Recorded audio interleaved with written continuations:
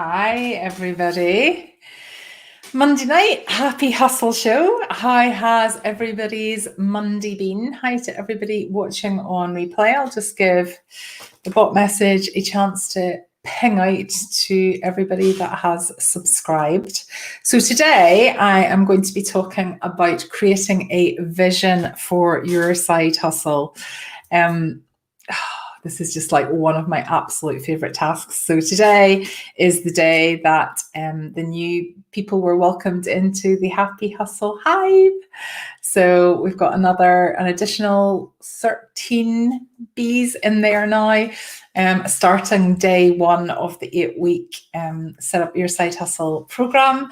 And the day one task, a bit more detailed than this, but it's really about creating a vision, because it's absolutely the first step for any side hustle. When you know what motivates you and when you remind yourself what you are doing it for, you're much more likely to be able to motivate yourself to do the work.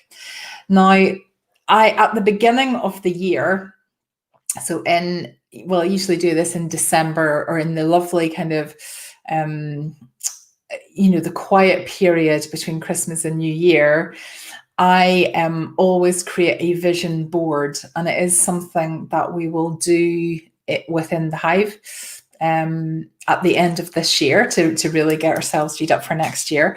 But it's kind of a reset at the moment with kids going back to school and the world's kind of getting back to normal.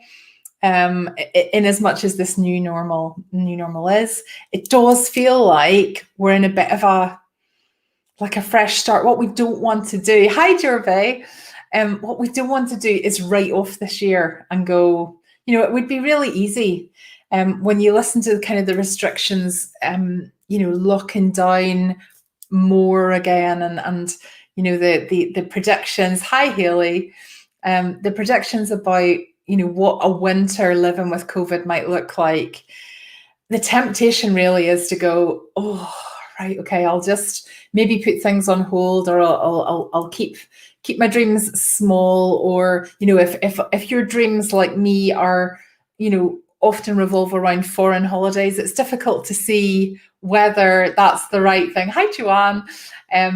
It's difficult to see whether that's the right thing to be focusing on at the moment, because certainly I would always have a holiday booked, but I don't feel at the moment, I just don't feel that I want to book anything yet.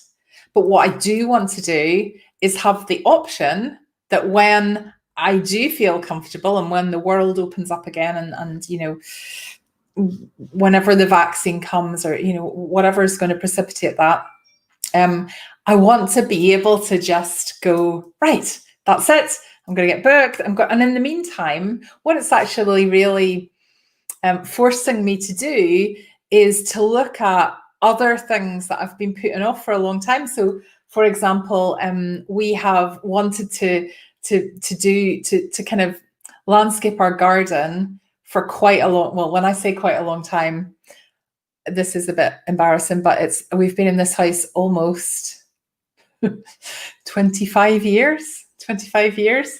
Hi Joe. Hi Liz. Hi Joe.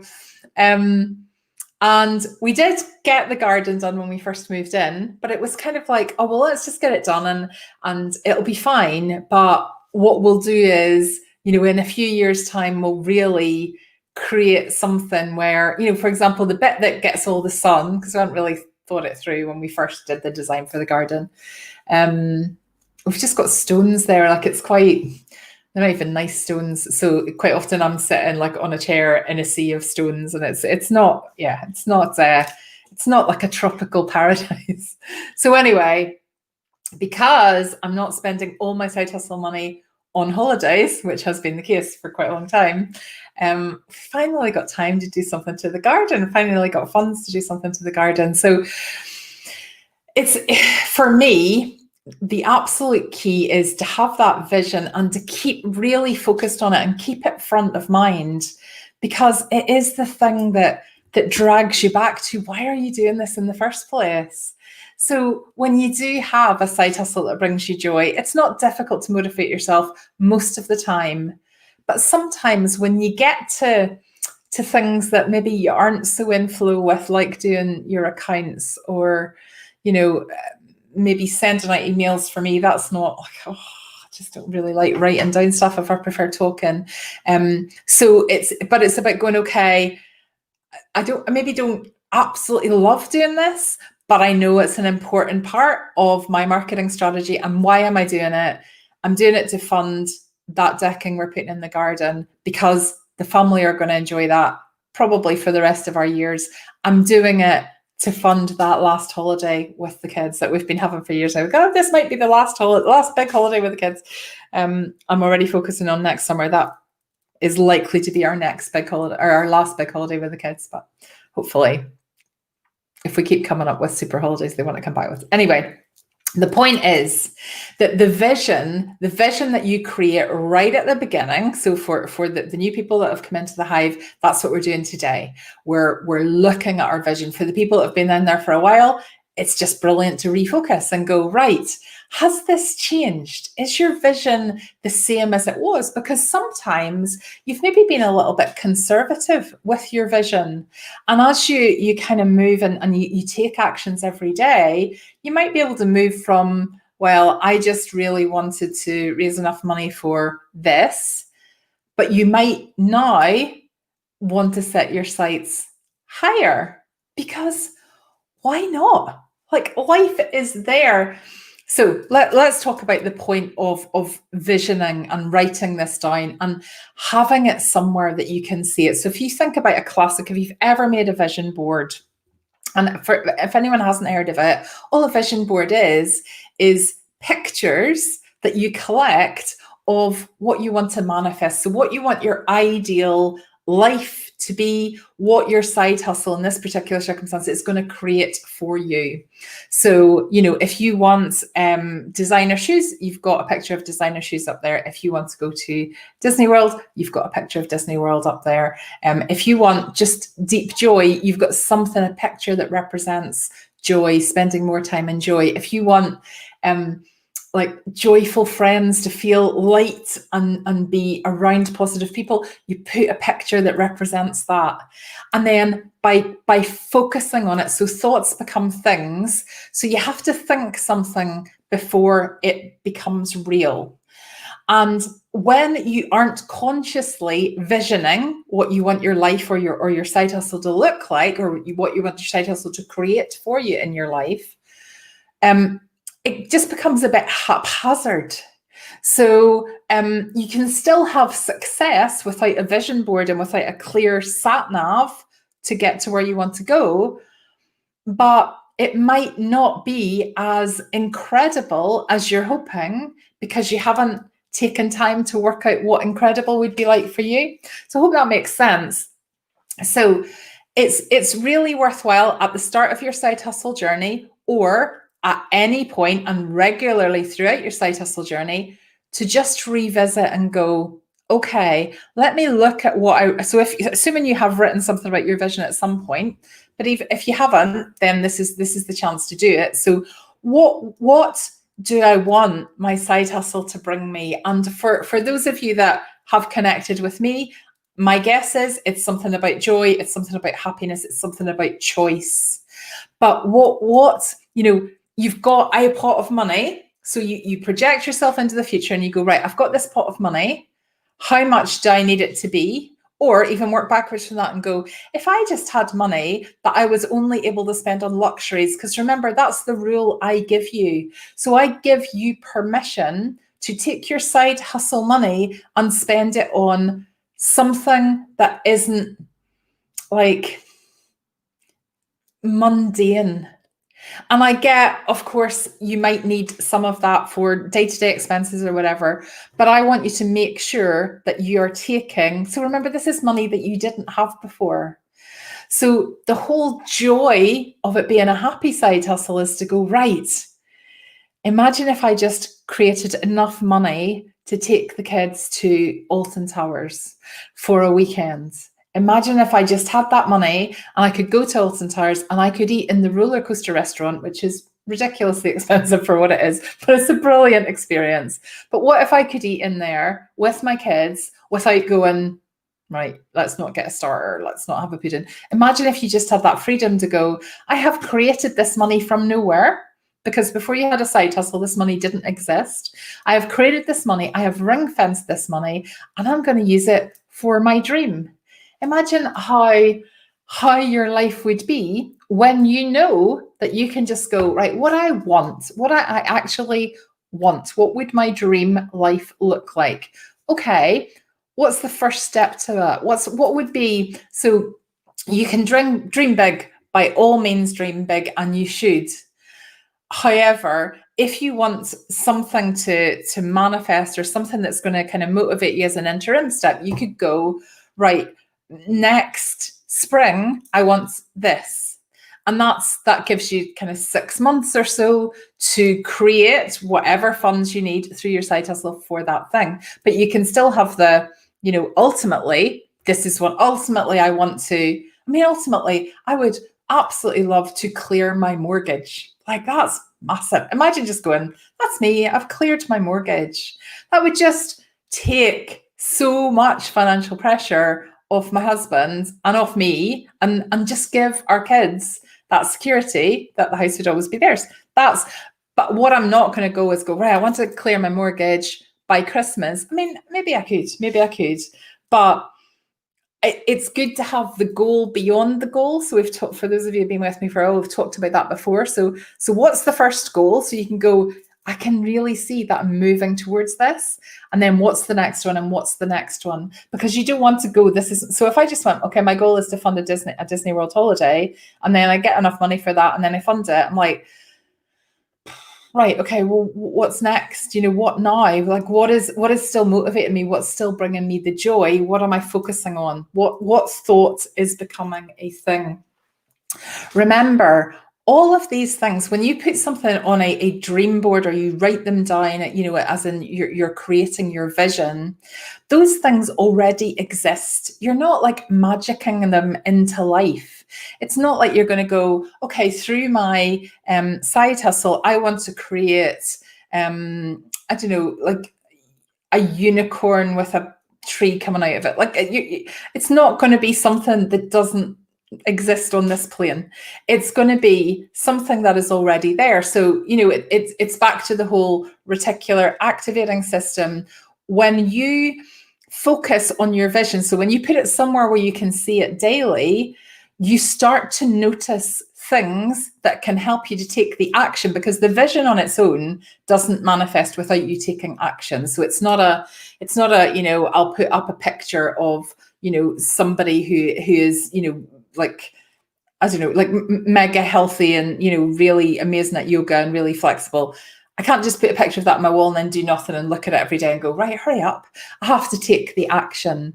So no matter what the vision, and what having the vision in your sight does is it reminds you where you're going, where the sat nav's going, and it reminds you to take the action every day. And your vision board is just something that should make you feel just like joyful when you read it. And so if you do get to a block in the road, which you will, like everybody has ups and downs, and setting up a side hustle is not something that usually goes completely smoothly 100% of the time, and you're ridiculously happy through the whole process. Sometimes you come up against things that are just tricky or difficult or stressful, or make you doubt, or whatever. There's a whole load of things that can happen. When you have that vision that you've written or drawn, or however you've created that, when you have that and you can refer back to that, it brings you back to that happy place. It brings you back to that feeling that I can do anything. Because if anyone can create that, you can create it. If anyone, there's no reason why, if anyone else can do it, you can't do it.